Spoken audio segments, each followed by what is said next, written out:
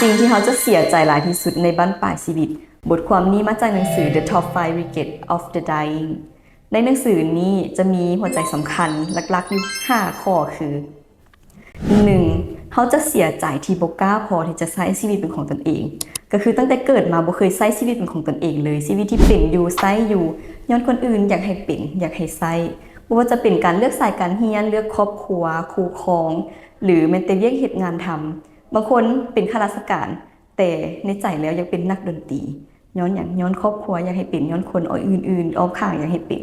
2. เขาจะเสียใจที่เขาเฮ็ดเวียกหนักเกินไปการที่เขาเฮ็ดเวียกหนักจนเกินไปมันก็บ่ได้ช่วยหยังเพราะชีวิตต้องมีบาลานซ์กันแด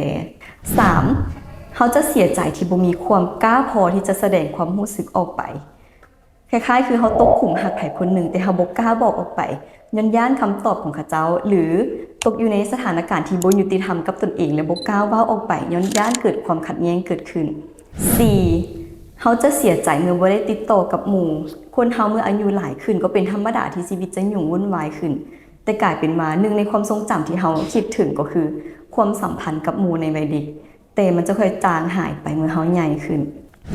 5. ข้อนี้ข้อสุดท้ายน่าสนใจหลาย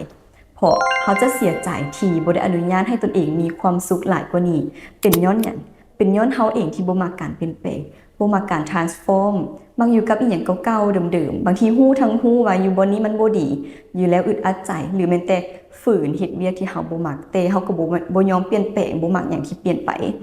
นี่แหละที่เป็นสาเหตุการปิดกั้นความสุขของตนเองนี่คือ5ข้อที่คนที่ใช้ชีวิตมาฮอดบั้นปลายแล้วอยากบอกกับเฮาอย่าสร้างกำแพงอย่าย้านการเปลี่ยนแปลงหรือปิดกั้นความสุขของตนเองขอขอบใจ